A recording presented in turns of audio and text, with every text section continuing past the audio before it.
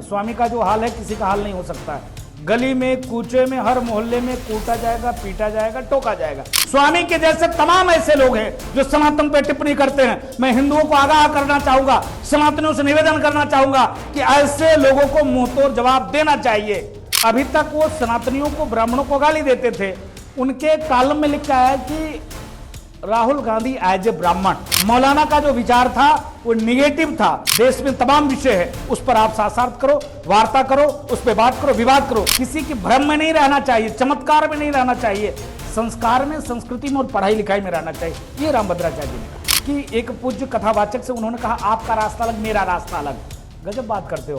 प्रत्यक्ष प्रमाण है धर्म के आधार पर पाकिस्तान का बंटवारा होना। प्रत्यक्ष प्रमाण है बांग्लादेश में अभी आपने देखा होगा कि एक छात्र हुंकार के नाम पे वहां पे एक मूवमेंट चला, आरक्षण के नाम पे बदल गया हिंदू और मुसलमान में। विश्व पटल पे जिस प्रकार से भारत की बदनामी करने का प्रयास करते हैं, मोदी जी को आप बुरा भला कहो चलेगा। ऐसे ही व्यक्ति को जागरूक होना चाहिए। परमात्मा ने तो धन बहुत लोगों को दिया है, लेकिन उस धन का सदुपयोग ऐसे ही करना चाहिए।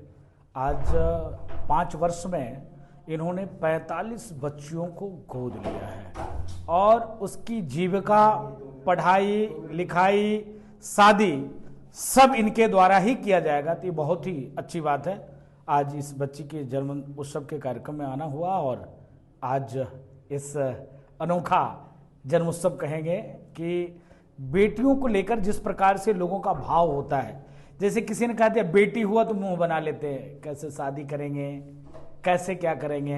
और आज एक पिता लगातार प्रयास करके कि उन गरीबों की बेटियों को गोद लेकर पढ़ाना लिखाना, शादी विवाह सबकी जिम्मेदारी, तो बहुत अच्छी बात है। देखिए हमारा देश सनातन वाला है, संस्कृति वाला है, संस्कार वाला है। और संस्कारवान होना, चरित्रवान होना भारत की, सनातन की प्रथम प्राथमिकता। अगर कोई पूज्य संत, धर्माचार्य, मठाधीश, महंत इस पर ध्यान आकर्षित करते हैं तो हर व्यक्ति को उसको निगेटिव लेकर नहीं, पॉजिटिव लेकर सोचना चाहिए, चिंतन करना चाहिए, मनन करना चाहिए। आप अपने बच्चों को IAS, PCS, scientist, engineer, doctor बनाने के लिए अच्छे, महंगे, बड़े स्कूलों में दाखिला कराते, एडमिशन कराते हैं, लेकिन उसका चरित्र, उसकी चाल, उसके संस्कार कैसे सुरक्षित हो, ठीक हो, इसके नाते गुरुओं के चरण में, महापुरुषों के चरण शरण में लगाना चाहिए। इसके नाते लेकिन महाराज जी, जिस तरीके का माहौल है, जो धार्मिक गुरु लोग हैं, जो हम लोगों के मार्गदर्शक है, उन्होंने, एक मौलाना ने पहले अखिलेश यादव जी की बीवी के बारे में कह दिया और अब अपने यहाँ के लोगों ने कहना शुरू कर दिया रामभद्राचार्य और नहीं, मौलाना का जो भाव था वो दूसरा था। सनातन पद्धति में कहा गया धर्म की जय और धर्म का नाश हो, प्राणियों में सद्भाव, विश्व का कल्याण हो।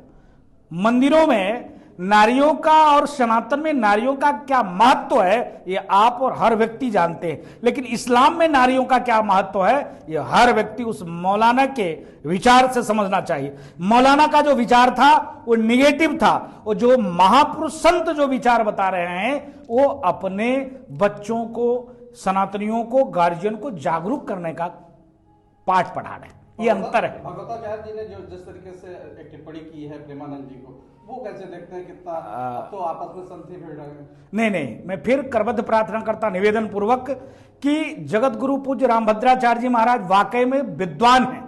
दूसरे तरफ पूज्य प्रेमानंद जी महाराज, जिनके मन में भाव, विचार, संस्कार और संस्कृति भारत ही नहीं अपितु पूरे विश्व में रहने वाले मानव, किस प्रकार से उनके मन में मानवत्व का गुण आ जाए, किस प्रकार से मानव सत्यनिष्ठ बने, कर्मनिष्ठ बने, धर्मनिष्ठ बने।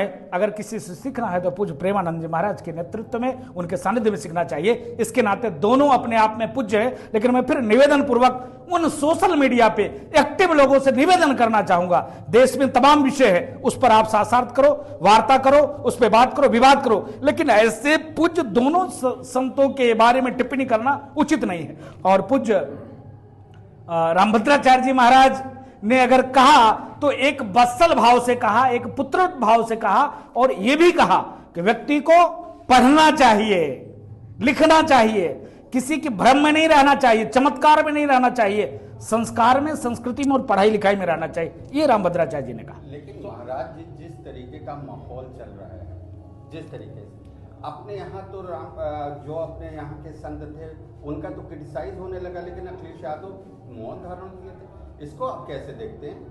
नहीं, देखिए, दुर्भाग्य है कि माननीय विपक्ष के नेता पूर्व मुख्यमंत्री माननीय अखिलेश यादव जी को सनातन पे जिस प्रकार से उनके लोग, उनके विचार के मानने वाले लोग टिप्पणी करते हैं, दुर्भाग्यपूर्ण है। वो कई बिंदुओं पे, कई मानकों पे खड़े नहीं उतरते हैं। एक तरफ तो वो कहते हैं गंगा जमनी तहजीब, एक तरफ वो कहते हैं हिंदू मुस्लिम एकता, भाईचारा, समन्वय, लेकिन जब बात आ जाती है उनकी संस्कृति की, संस्कार की, हिंदू की, हिंदुत्व की, तब उनका आईना अलग हो जाता है, उनकी पैमाना अलग हो जाता है, वो दूसरे निगाह से देखने लगते हैं। अभी आपने देखा होगा कि एक पूज्य कथावाचक से उन्होंने कहा आपका रास्ता अलग, मेरा रास्ता अलग। गजब बात करते हो। संत से अगर आप रास्ता अलग कर लोगे तो कहां जाओगे? अगर महापुरुषों को कहोगे आपका रास्ता अलग, मेरा रास्ता अलग, ये तो नहीं चलेगा। इसके नाते माननीय अखिलेश यादव जी को भी मनन करना पड़ेगा, सनातन पे एक जागरूक उनको भी होना पड़ेगा। स्वामी प्रसाद मौर्य जी जो टिप्पणी कर रहे हैं सनातन पे, कैसे देखते हो आप? तरीके से बार-बार स्वामी प्रसाद मौर्य टिप्पणी कर रहे हैं। फिर निवेदन करते हैं, स्वामी का जो हाल है किसी का हाल नहीं हो सकता है। गली में, कूचे में, हर मोहल्ले में कूटा जाएगा, पीटा जाएगा, टोका जाएगा, ऐसे लोग। फिर मैं निवेदन करता हूं, सनातन की जो पहचान है भारत से, संस्कृति की जो पहचान है भारत से, सनातन का यह विकास है कि पूरे विश्व को अपना परिवार मानता है। और कोई मतांतर पथ अपना पूरे दुनिया में किसी मतांतर को परिवार नहीं मानता है, धर्म नहीं मानता है। सनातन सिखाता धर्म की जय हो, अधर्म का नाश हो, प्राणियों में सद्भाव हो। इसके नाते स्वामी ही नहीं, स्वामी के जैसे तमाम ऐसे लोग हैं जो सनातन पे टिप्पणी करते हैं। मैं हिंदुओं को आगाह करना चाहूंगा, सनातनियों से निवेदन करना चाहूंगा कि ऐसे लोगों को मुंहतोड़ जवाब देना चाहिए। वाकई में हम किसी के ऊपर उंगली नहीं उठाते, चींटी तक को नहीं मारते, लेकिन हमारे देवता, हमारे महापुरुष के पास में क्या, तुरंत जल उठाते हैं, श्राप दे देते हैं। महात्मा के पास चिमटा है, हमारे देवी देवताओं का अस्त्र शस्त्र है, तब फिर हम क्यों नहीं जागरूक होकर इनको मुंहतोड़ जवाब देना चाहिए? महाराज जी, जिस तरीके से हमारे यहाँ हनुमान चालीसा में लिखा है कांधे मूज जनेऊ साजे, तो अपने भारत में दत्तात्रेय ब्राह्मण सूट के ऊपर जनेऊ पहने थे, अभी तक दर्शन करने नहीं आए। आपको क्या लग रहा है कि अभी मैं एक वो देख रहा था कालम जब वो आया कि ब्राह्मण, अभी तक वो सनातनियों को, ब्राह्मणों को गाली देते थे। उनके कालम में लिखा है कि राहुल गांधी एज ए ब्राह्मण। कहने का मतलब एक तरफ तो कहते हो कि दत्तात्रेय गोद के हम हैं, एक तरफ तो आप ब्राह्मण कहते हो, लेकिन जो संस्कार है, जो विचार है, वो शुद्ध रूप से, अभी तत्काल की बिहार की घटना है, बिहार में पप्पू यादव नारा लगा रहे थे, आपने सुना होगा, 3 नारा लगाए। क्या वो जिस विरादर से हैं, कभी भगवान श्री कृष्ण की जय कहा? अरे ये देश ऋषि मुनियों का देश है, ये देश साधु संतों का है, ये देश सनातनियों का है। सनातन को इनकार करके आप किसको क्या बताना चाहते हो?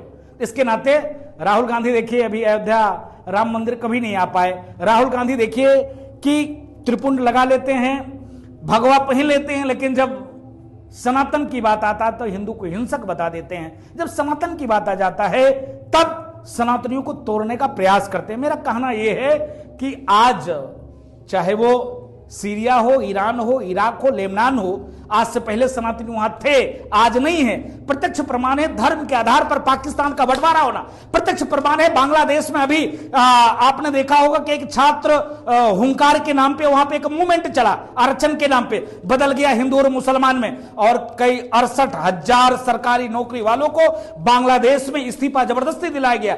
1.5 लाख लोगों की हत्या की गई बांग्लादेश में। सब मौन है, दुनिया मौन है, कोई बोलने वाला नहीं। और तो राहुल गांधी क्या बात करते हैं? राहुल गांधी जी शुद्ध रूप से कुर्सी के लालच में फ्रस्ट्रेट हो चुके हैं। क्या सोचना चाहिए, क्या बोलना चाहिए, उनको कोई प्रभाव, कोई फर्क नहीं पड़ता है। विश्व पटल पे जिस प्रकार से भारत की बदनामी करने का प्रयास करते हैं, मोदी जी को आप बुरा भला कहो चलेगा, लेकिन आप मां भारती के बारे में बोलोगे।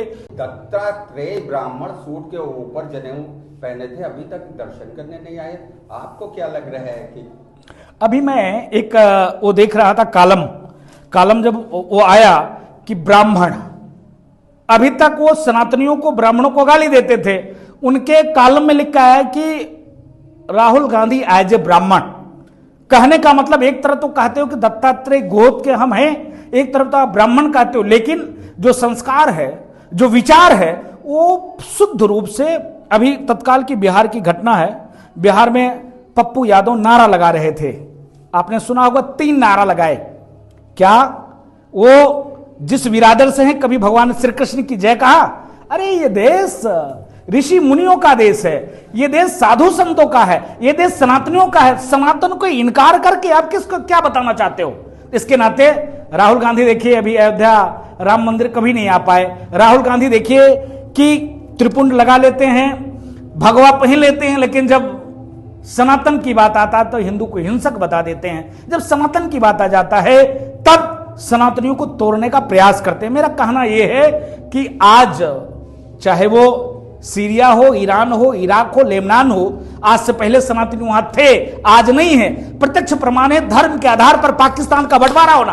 प्रत्यक्ष प्रमाण है बांग्लादेश में अभी आपने देखा होगा कि एक छात्र हुंकार के नाम पे वहां पे एक मूवमेंट चला, आरक्षण के नाम पे, बदल गया हिंदू और मुसलमान में, और कई 68,000 सरकारी नौकरी वालों को बांग्लादेश में इस्तीफा जबरदस्ती दिलाया गया। 1.5 लाख लोगों की हत्या की गई बांग्लादेश में। सब मौन है, दुनिया मौन है, कोई बोलने वाला नहीं। और तो राहुल गांधी क्या बात करते हैं? राहुल गांधी जी शुद्ध रूप से कुर्सी के लालच में फ्रस्ट्रेट हो चुके हैं। क्या सोचना चाहिए, क्या बोलना चाहिए, उनको कोई प्रभाव, कोई फर्क नहीं पड़ता है। विश्व पटल पे जिस प्रकार से भारत की बदनामी करने का प्रयास करते हैं, मोदी जी को आप बुरा भला कहो चलेगा, लेकिन आप मां भारती के बारे में बोलोगे, भारत की व्यवस्था के बारे में बोलोगे, तो ये सीधे देशद्रोह का मामला। अगर आप ये वीडियो YouTube पर देख रहे हैं तो हमारे चैनल को सब्सक्राइब करें और बेल आइकन को दबाना ना भूलें। अगर आप Facebook पर ये वीडियो देख रहे हैं तो हमारे पेज को लाइक करें।